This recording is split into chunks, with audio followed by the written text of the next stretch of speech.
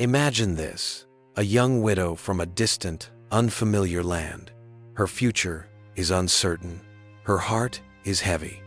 Yet, in the middle of her loss, she makes a decision that would change the course of history, choosing loyalty and love over comfort and safety. She leaves everything familiar behind to follow her heart and her faith into a strange new home, carrying nothing but her trust in the God of Israel. This is the unforgettable story of Ruth, a woman who defied the odds and became part of the bloodline of Israel's greatest kings. And as we journey through her remarkable path, you'll discover unexpected twists that reveal just how powerful her choice truly was. So stay with us. And if this story moves you, remember to subscribe so you won't miss more incredible Bible stories like this. The story begins in one of Israel's darkest periods, the days of the Judges, a time of lawlessness when, as the scriptures say, everyone did what was right in their own eyes. Chaos ruled the land, and famine swept across Bethlehem, the very place whose name meant house of bread. Among the families struck by hunger was a man named Elimelech. Faced with the harsh reality of empty fields and empty stomachs, he made a desperate decision to take his wife Naomi and their two sons, Mahlon and Chilion, and leave their homeland for Moab, a neighboring country. It was a risky move. Israel and Moab shared a troubled history, their relationship marred by tension, mistrust, and religious differences. Moab's idolatry often clashed with Israel's worship of Yahweh. Yet Elimelech was willing to face that tension if it meant survival. For Naomi, the journey was bittersweet. She was leaving behind her relatives, her culture, and the familiarity of her hometown. She could not have imagined how deeply this choice would shape her future.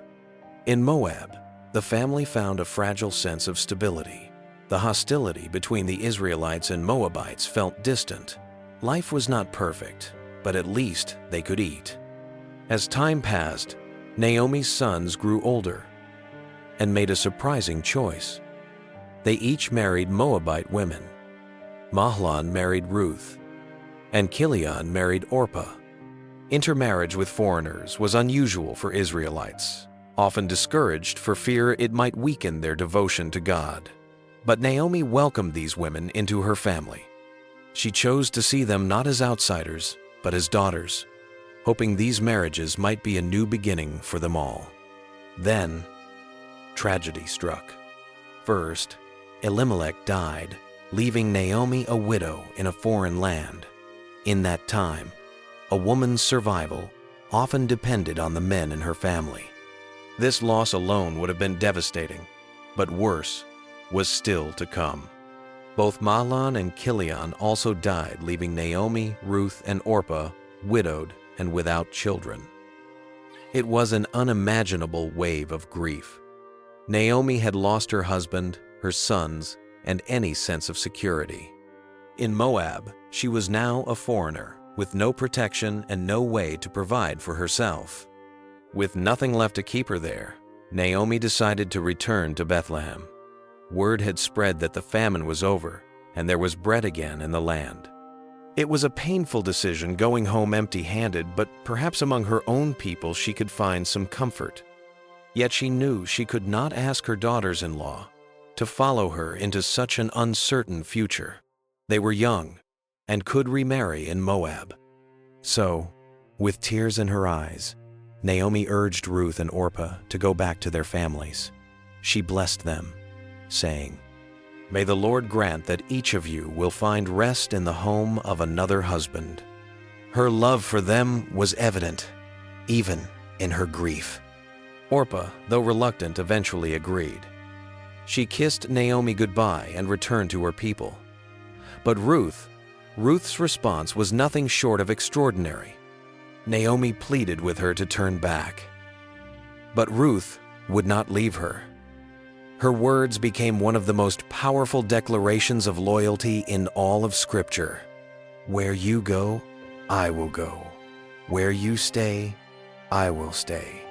Your people will be my people, and your God, my God.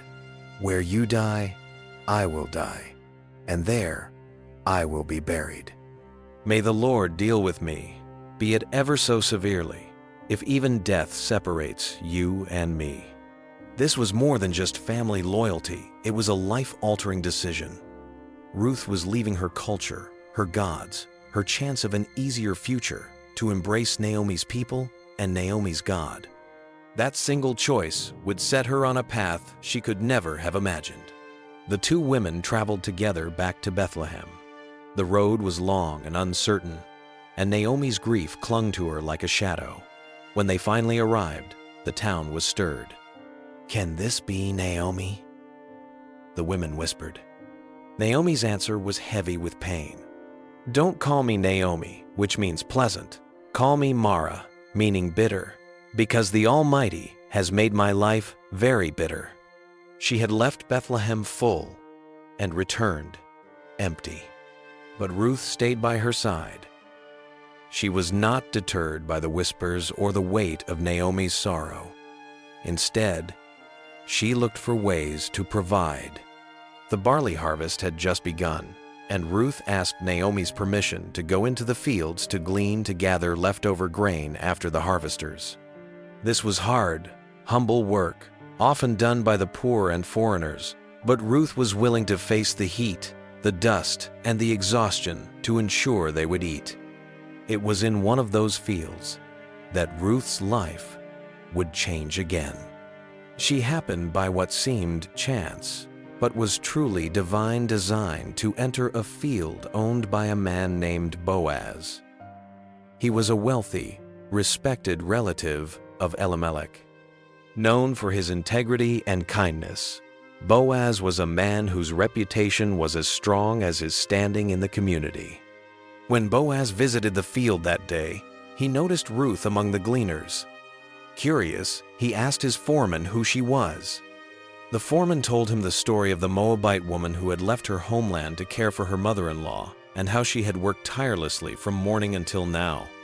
Boaz was deeply moved. He approached Ruth and spoke with surprising warmth. "Stay here in my field. Don't go to glean anywhere else. I've told the men not to lay a hand on you. And when you are thirsty, help yourself to the water jars the men have filled." He even instructed his workers to pull out extra stalks of grain and leave them for her. Ruth was overwhelmed. "Why have I found such favor in your eyes that you notice me a foreigner?" she asked. Boaz's answer revealed his heart. "I've been told all about what you have done for your mother-in-law. May the Lord repay you for what you have done. May you be richly rewarded by the Lord, under whose wings you have come to take refuge." That day, Ruth returned home with far more grain than expected. Naomi was astonished when she heard Boaz's name. A spark of hope flickered in her heart. Boaz was a kinsman redeemer, a relative who had the right to redeem their family line by marrying the widow and preserving the inheritance. For the first time in a long while, Naomi's words carried hope. "That man is our close relative. He is one of our guardian redeemers." The barley harvest had brought more than just food, it had brought possibility. The barley harvest was coming to an end. The fields of Bethlehem had been generous to Ruth and Naomi, but Naomi knew something important. Harvest season doesn't last forever. If Ruth was to have a secure future, now was the time to act. Naomi had been watching.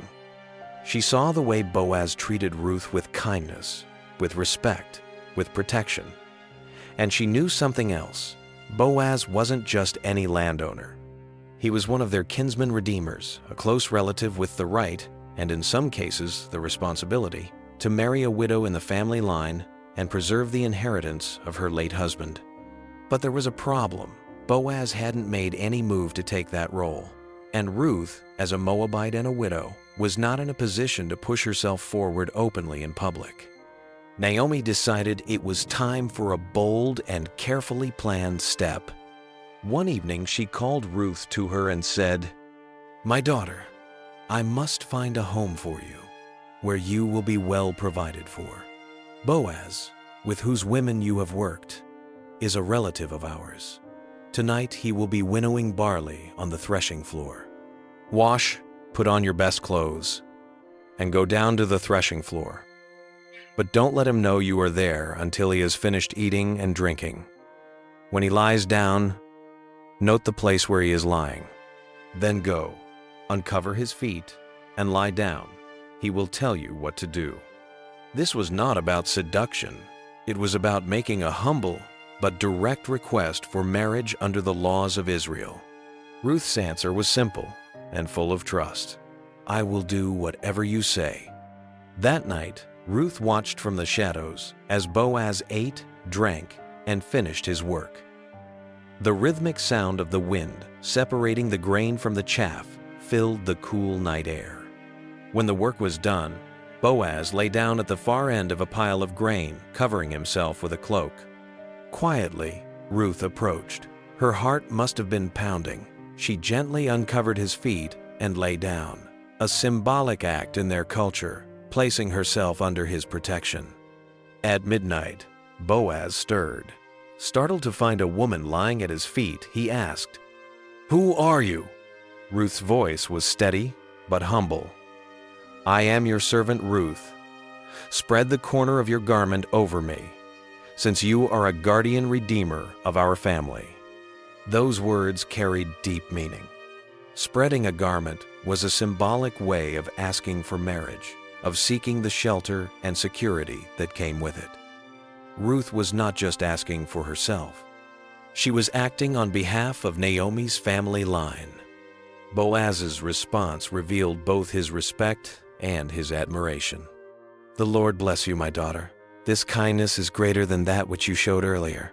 You have not run after the younger men, whether rich or poor. And now, my daughter, don't be afraid. I will do for you all you ask. All the people of my town know that you are a woman of noble character." But then he added something unexpected. There was another man who was a closer relative and had the first right to redeem the family. Boaz could not ignore the law. He promised to settle the matter in the morning. If the other man refused, Boaz himself would redeem her. Before dawn, Boaz sent Ruth home quietly to protect her reputation, but not before filling her shawl with 6 measures of barley, a gift for Naomi, and a sign of his intention to provide. When Ruth returned, Naomi listened to every detail. Her eyes lit up when she heard Boaz's promise. "Wait, my daughter," she said.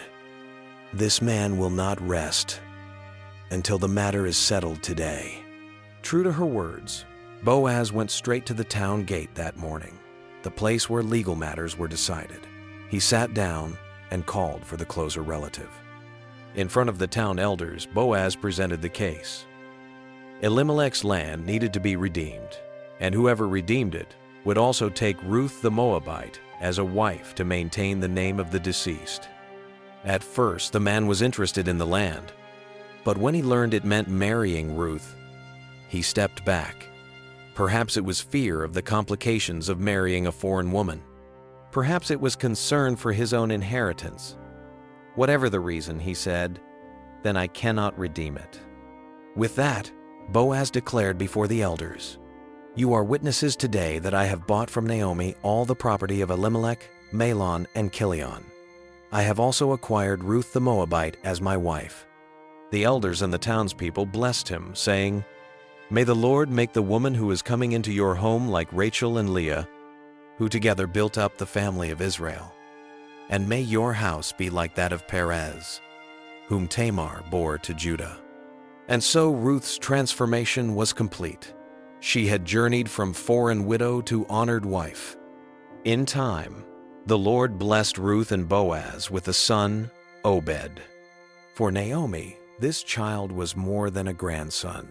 He was a living sign of God's restoration.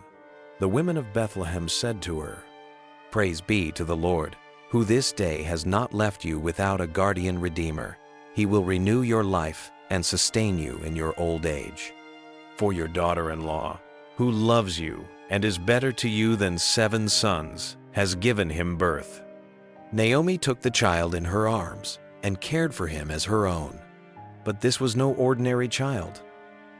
Obed would become the father of Jesse, who would be the father of King David, Israel's greatest king. And generations later, from David's line, would come the Messiah, Jesus Christ. Think about it. A Moabite widow, an outsider, became part of the royal bloodline that would bring salvation to the world. Ruth's story is more than a love story. It's a story of faith when everything seems lost, of loyalty when walking away would have been easier, and of God's redemption, working quietly through ordinary people to bring about extraordinary plans. Her journey reminds us that God's purposes are not limited by our background, our nationality, or our past. He often works through the most unexpected people to accomplish His will. So when life feels uncertain, when the path ahead seems impossible, remember Ruth, the woman who stepped into the unknown with faith and found herself woven into the greatest story ever told. If Ruth's journey has inspired you, share this video with someone who needs hope today, and make sure you subscribe so you don't miss our next powerful Bible story.